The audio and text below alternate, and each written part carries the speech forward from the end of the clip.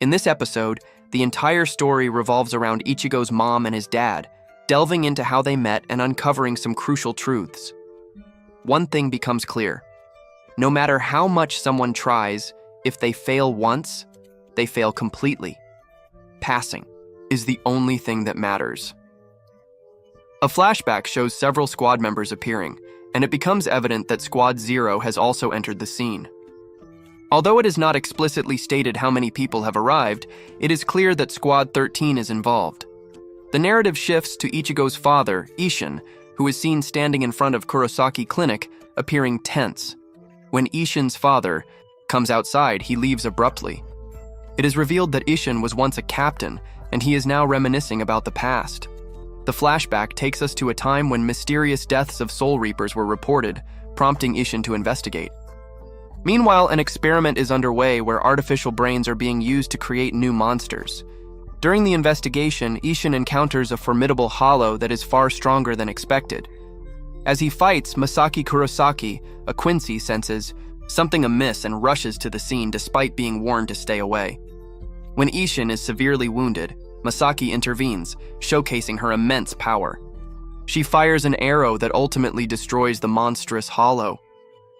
Isshin, shocked, asks her identity, and she introduces herself as a Quincy. The two share a brief moment of amusement, marking their first meeting. Meanwhile, the researchers behind the artificial hollow observe the fight, concluding that their experiment was not a complete success and that they need to refine their work. As Masaki and Isshin leave the scene, the implications of their encounter remain uncertain. Back in the present, Ichigo processes the shocking revelation about his mother's Quincy heritage and his father's past as a Soul Reaper. The episode ends on a cliffhanger, with Ichigo standing at the crossroads of his destiny, burdened by the weight of his lineage. The episode begins with a fight between Oda and Ichigo, where Oda lays down the rules. He says he will use a hollow bait, and as soon as it is crushed, a large number of hollows will be drawn to their location. The one who eliminates the most hollows will be the winner. Hearing this, Ichigo gets extremely angry and yells that using hollow bait in the middle of Karakura town will endanger innocent lives. Oda smirks and says, that's the challenge. He wants to see if Ichigo is capable of protecting people. If Ichigo is not strong enough to save them, he should just hide because Oda alone can defeat all the hollows. Without warning, Oda crushes the bait, attracting numerous hollows. Ichigo, enraged, asks if he has lost his mind. Oda explains that hollows are naturally drawn to individuals with strong spiritual energy, meaning Ichigo's sisters could be in danger. Realizing this, Ichigo rushes to protect them, heading first to the elementary school where Karin is. Meanwhile, Oda slaughters numerous hollows effortlessly, continuing his hunt. The scene shifts to Rukia at Urahara's shop, where her phone is finally repaired. The moment she activates it, she is flooded with hollow detection alerts, shocked to see such a massive gathering in one location. Without hesitation, she rushes towards the battlefield. Back to Ichigo, he finds himself surrounded by 3 hollows, but he takes them down in an instant. Meanwhile, Karen, during her sports period, senses an ominous presence and starts running home. On the way, she sees Chad being chased by a hollow. The hollow attacks Karen, but Chad manages to protect her. Interestingly, Karen can see the hollow, but Chad still cannot. She directs him where to run to escape, and Chad picks her up and sprints away. However, the hollow delivers a devastating punch, heavily injuring Chad. A flashback shows Chad's grandfather advising him to use his immense physical strength to protect others rather than harm them. As a child, Chad used to get into fights frequently, but after that moment, he vowed to never fight again. Suddenly, Chad rises, unleashing a powerful punch that obliterates the hollow in one strike. His right arm transforms into a hollow-like form, shocking him. Karen suggests he see her father, a doctor, for treatment, and she runs off to call him. And with that, we have completed the 12th episode of Bleach.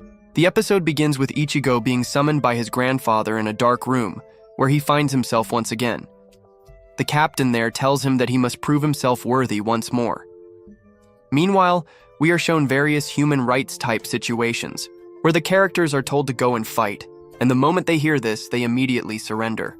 It seems that witnessing the previous fight has made them realize their weakness. As soon as Ichigo touches one of them, they transform into a hollow. We already understood this phenomenon in the previous episode. It is the reason they keep turning into hollows after their soldier lives end. They declare that Ichigo is personally their first opponent. Then, the scene shifts to Squad 10, where a structure is being prepared for training the younger members.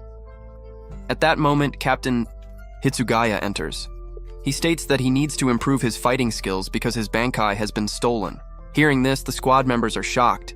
They never expected their captain to say such a thing. Hitsugaya remains troubled over his stolen Bankai, deeply lost in thought. Meanwhile, we see another scene outside, where a man with 69 tattooed on his face appears. Suddenly, he gets punched hard and falls in pain. The attacker tells him that he warned him to stay calm. Captain Muguruma makes an appearance and they discuss respect, or rather, the lack of it now. At the same time, the system is still being checked for any possible connections. We learn that a hidden camera was planted in the captain's office. The individual who planted it uses a password to access footage, but the shocking contents leave him stunned.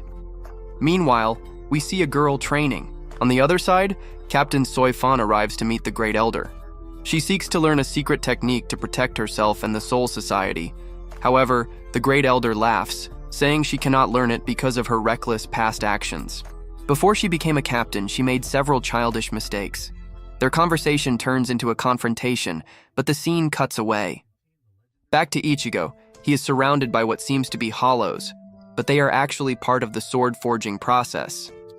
One of the figures tells Ichigo about the purity of his existence and the nature of his soul. Suddenly, Ichigo is attacked, receiving multiple punches from 4 bodyguards. Each bodyguard has a unique role. One prepares a forge, another lights a fire, and one even uses their hair to hold down the sword material. They are forging something powerful. As we know, the girl working outside is named Sumiko, and she does something unexpected. She breaks her own tooth, seemingly to craft a sword handle. Meanwhile, the blacksmith, who is actually the captain here, heats the blade and questions Ichigo. He asks if Ichigo noticed that before touching a shuchi, it remained black, but once touched, it changed color. This signifies that it is not just any sword, it is a Soul Reaper's weapon. A flashback of Ichigo's past appears, revealing an incident involving his mother. The old man in the vision speaks cryptically, hinting at the source of Ichigo's power. He clarifies that Ichigo's abilities stem from his bloodline, his mother's side, which explains why he has been able to survive until now. Without this, he would have been dead long ago. The man reveals that Ichigo's true power has yet to awaken. At this moment, Ichigo finally begins to grasp the reality of his existence. The realization strikes him. His past battles have relied on borrowed power. The blue veins, which enhanced his abilities, were never truly his own. The bodyguards, who initially seemed like enemies, were actually helping him. They never intended to destroy him, but instead sought to test his strength. Now, Ichigo finally understands his real identity. With newfound clarity, he reaches into the fire and grabs the sword, confirming his awakening. At this moment, 2 swords appear, signifying his connection to both Zangetsu and Quincy power. The sheer power causes the surrounding ocean water to evaporate instantly. Ichigo now possesses both Zanpakuto and Quincy abilities because of his unique lineage, his mother and father belonging to different spiritual races. Now, with his true power finally unlocked, he will fight using his own strength rather than borrowed abilities. In the final moments, we get a glimpse of what's coming in episode 14. A mysterious figure is summoned, setting the stage for the next battle. It seems that this individual has made up their mind to fight against the Soul Reapers, making the upcoming battle even more exciting. And with that, we wrap up episode 13 of Bleach TYBW.